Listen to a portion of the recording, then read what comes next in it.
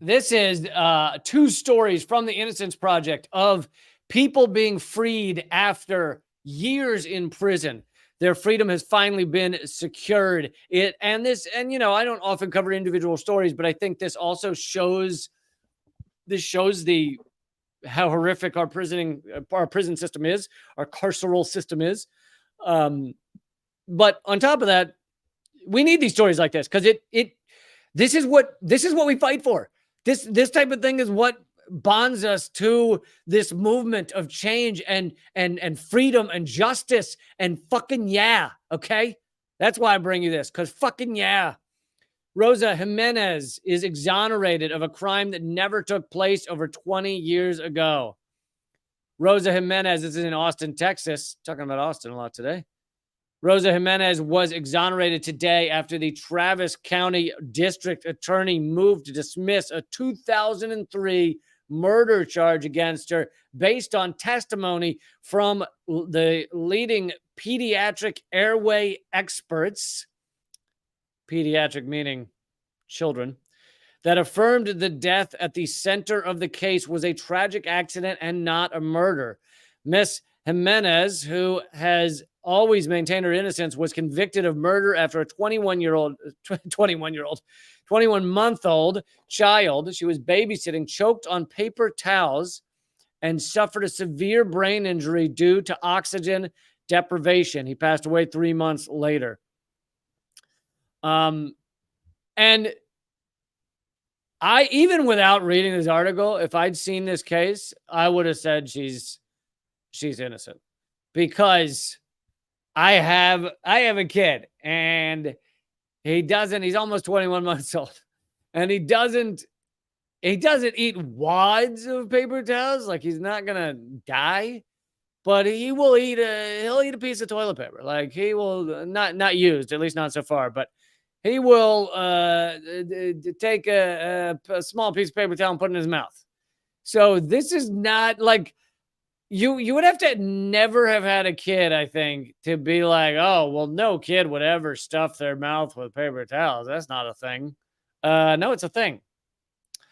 The evidence included reports and testimony of numerous pediatric airway experts who unanimously concluded that the choking incident was the result of a tragic accident. Ms. Jimenez's original trial, the state presented faulty testimony stating it would have been physically impossible for the child to have accidentally choked. In May 2023, the Texas Court of Criminal Appeals overturned her 2005 conviction, ruling that the state had used false and misleading testimony to obtain her conviction. And so here's the thing is, yet again, this is false experts. I mean, they may be informed, but they don't know every instance of something like a child choking. They don't know how it works every single time, like they act like they do.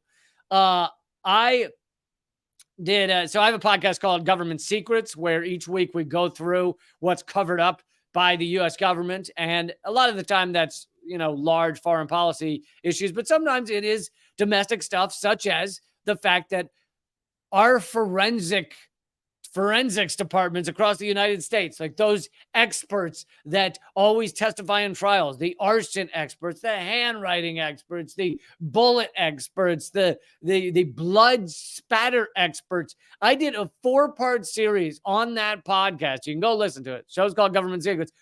4, maybe a 5-part series on how each of these are bullshit. They are awful. Like, yes, there is some truth to, like, the angle of the blood after you slice someone probably came off at probably, but you can't prove it. You can't say that because the splatter went this direction, the person was defending themselves from Steve. Like, it is just so much shit. The only one that is close to being 100% is DNA, but even that, you can end up with partial DNA matches and things like that. Or you could end up with the brother of the person is actually the murderer, that kind of shit.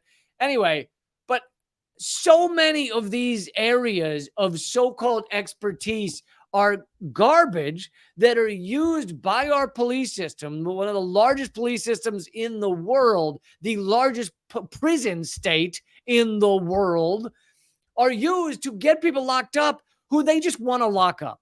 They just want to say, we got that person. And often when that person is not white, it's far more likely they're going to use this tactic where they bring in the expert who says, oh, yeah, that's what happened. Yep. A building burned down and killed some children. Well, and it was probably this black guy we found who we wanted to round up anyway. He probably did it. And then the arson experts go, yeah, you can tell by the way that the burn marks went over this staircase that clearly, Tyrese did it. And you're like, what? What? And so you have just loads of innocent people in prison. And that's why the Innocence Project is a great organization. Done a lot of great work. But so I'm glad to see that Rosa Jimenez is out of prison. Here is another one, another instance of someone being freed by the Innocence Project.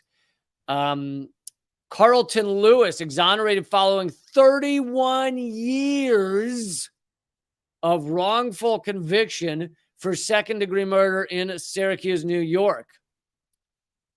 Carlton Lewis was exonerated today in Syracuse, New York, more than 3 decades after he was wrongfully convicted and incarcerated for second-degree murder in 1992.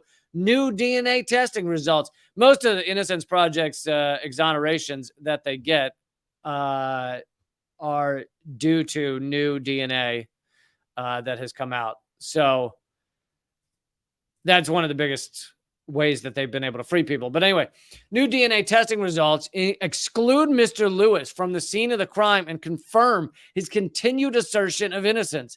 No crime scene evidence links Mr. Lewis to the murder. 3 common contributing factors to wrongful conviction were present in the prosecution's case against Mr. Lewis in 1992. The testimony of incentivized witnesses. This is done in so many cases.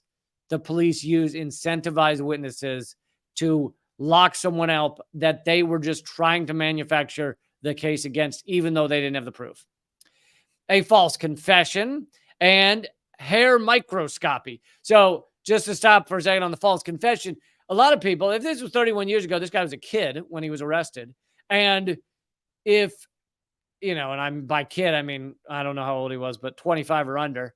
And when you are being grabbed up by the police, you're scared as shit, and they're harassing you for hours and hours and hours on end. Some people will ultimately sign a confession because they're told that's the only way to get a lawyer, or that's the only way to get a fair trial. You sign this confession, it doesn't mean anything, but it guarantees you a trial. They'll be told all kinds of lies like that to get them to sign. And then they sign, and then the police use that as their main proof that the guy did it.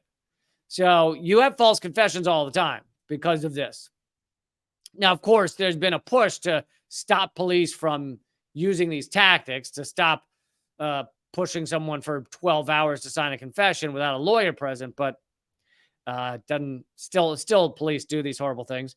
And hair microscopy, a forensic technique that the FBI has acknowledged leads to inaccurate results and wrongful convictions. There's another one. That's not even in my 5-part series on forensic science's bullshit. Hair microscopy is not even in it. I talk about, I'm trying to remember, I talk about lie detectors are a lie. I talk about arson science not being a science, bite mark analysis being fake, blood spatter analysis being bullshit, and maybe one more. Fingerprints. Fingerprints are not bullshit, but there's a lot of caveats. One is you don't always get a full fingerprint. Another is how you analyze them. Many people, they decide, you only need 5 peaks and valleys to say it's the same fingerprint, when in fact it wasn't. Sometimes fingerprints can be really, really close to someone else's. There's just a lot of caveats to fingerprints that people don't often think of. And instead, they just hear a fingerprint at the scene of the crime. Well, over, done, Nailed him. But here's another one. Another forensic bullshit. Hair microscopy. So here's the incentivized witness. On the morning of February 7, 1990, Cheryl Coleman was found dead in an empty apartment in Syracuse, New York. She had been sexually assaulted and beaten with a piece of wood that was found near her body. Upon arriving on the scene, a police officer observed blood on the walls and the hallway, the rug, and the 2x4 wooden board. On the same day that Mrs. Coleman's body was discovered, the Syracuse Police Department developed a list of suspects. Now, this is so key. The police, if they show up on the scene of crime and they have nothing to go on, they'll come up with a list of suspects. Now, some of them might be connected to the dead woman, so maybe her brother's on the list. Well, that'd be pretty fucking gross. But maybe her boyfriend or what. So someone connected to her. But then they'll also throw in just people around the neighborhood that they feel are criminals and that likely do bad things. And so they'll just, the guy on the corner selling weed, I'm going to put him on the list. And then they show this list, which might only be 5 people, to someone who is also scared and is talking to police who some people think police are gods. And they're like, oh, anything you want, officer. And they're showing these 5 people, who did it? And they go, I think maybe I saw that guy. And that's it. That's all they need. That guy. Yeah, he says weed on the corner. He probably did it. And so they push these people to pick between 5 people, 5 mugshots or whatever. And they lock up the wrong people all the time. So the Syracuse police developed a list of suspects, which included men who frequented nearby bars. Well, that sounds official, including William McKee, Gregory Brown, and Mr. Lewis. Mr. Lewis told police in a sworn statement that he was at home with his wife on the night of the murder. His wife corroborated his account, but then they pressured a witness, and they pressured a false confession out of someone. And I guess out of him, but anyway, again, very good news. This man is free after 31 years in prison, and the U.S. has the largest prison state in the world, and it's a crime against humanity. It's nothing short of a crime against humanity, and that's why we fight for the freedom of these people. There's so many innocent people in prison, and then on top of that, there's so many nonviolent people who people locked up for nonviolent crimes, like having drugs on them. And then I think it's over 50% of people locked up in prison haven't even been found guilty yet. They're pre-trial. It's just horrific on every level.